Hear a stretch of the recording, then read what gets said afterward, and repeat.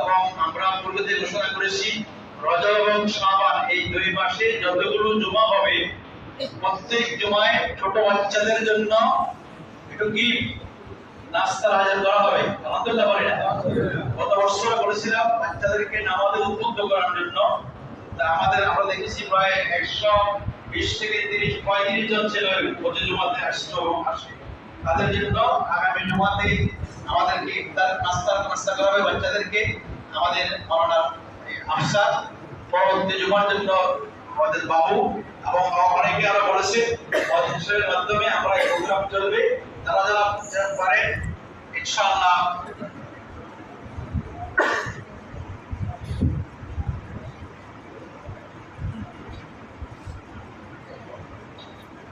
পারেন মজলিসের মাধ্যমে এই ছোট বাচ্চাদেরকে নামাজের প্রতি উদ্বুদ্ধ করার জন্য এই প্রোগ্রামে আপন পিতামাতা রুহের মাগফিরাতের জন্য এই ফান্ড একটু খরচ করে বাচ্চাদেরকে উদ্বুদ্ধ করবেন। আপনার উদ্বুদ্ধ করানো যদি একটা ছেলেও নামাজি হয় তার গোটা জীবন নামাজ সব আপনি উদ্বুদ্ধ করে এটি পেয়ে যাবেন। আল্লাহ আগামী জুমা থেকে আমাদের এই প্রোগ্রামকে আল্লাহ কবুল করেন। আমরা আজকে অত্যন্ত আনন্দিত গর্বিত যে আমাদের এক আসনের তিনবারের এমপি এবং প্রধানমন্ত্রী দেশনেত্রী বেগম খালেদা জিয়ার অত্যন্ত বিশ্বস্তজন যুবক সমাজের অহংকার জনাব রফিকুল আলম বজলু সাহেব কেন্দ্রীয় নেতৃবৃন্দ সহ আমাদের কেন্দ্রীয় মসজিদে নামাজ পড়তে আসছেন।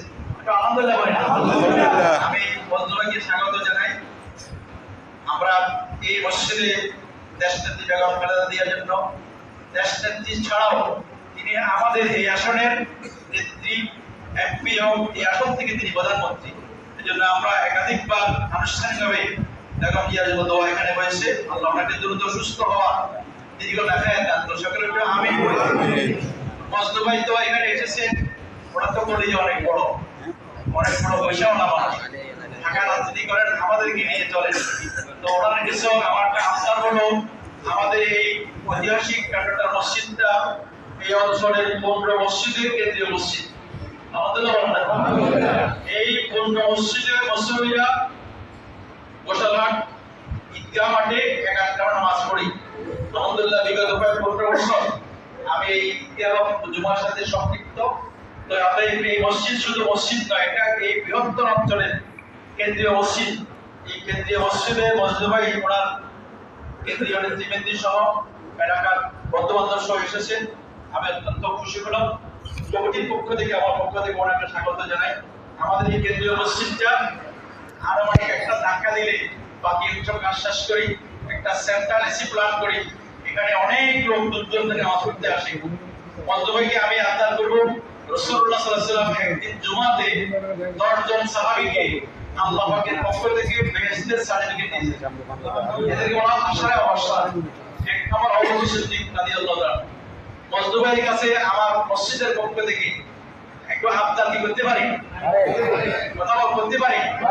উনি তো অনেক বড় মনের মানুষ।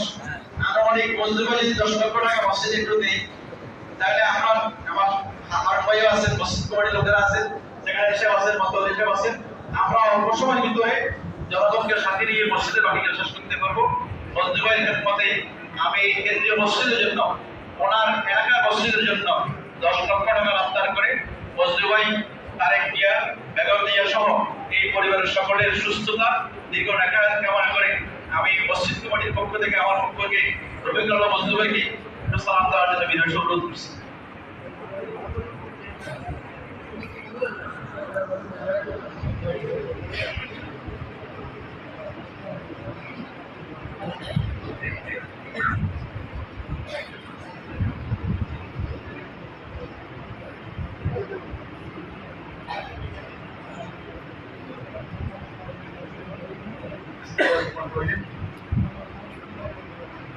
আসসালামু আলাইকুম ওয়া রাহমাতুল্লাহ।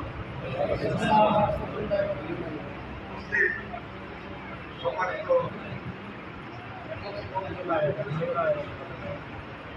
উপস্থিত সম্মানিত এই অঞ্চল হুজুর আমাদের আমাদের সাবেক সংরক্ষ সম্পাদক আমাদের সংরক্ষীয় সাবেক ছাত্রতা আন্দোলন ভাই এলাকার সম্মানিত মুরব্বীরা, মুসল্লিগণ, আসসালামু আলাইকুম। আমরা আজকে এখানে মূলত এসেছি যে আপনাদের সাথে একটু দেখা করবো, নামাজ পড়বো। পাশাপাশি আপনারা জানেন যে গতকাল আমাদের একজন সহযোদ্ধা ভাই, যিনি ফেসিবাদ মুক্ত আন্দোলন করতে গিয়ে অনেক কষ্ট করেছেন, গত কয়েকদিন আগে তাকে সন্ত্রাসীরা গুলি করেছে। গতকাল তিনি শহীদ হয়েছেন। আমরা সেই শহীদ, আমাদের প্রিয় ভাই, প্রিয় সহযোদ্ধা শরীফ ওসমান হাদির জন্য আমরা দোয়া করব। আমরা ওনার জন্য দোয়া চাই।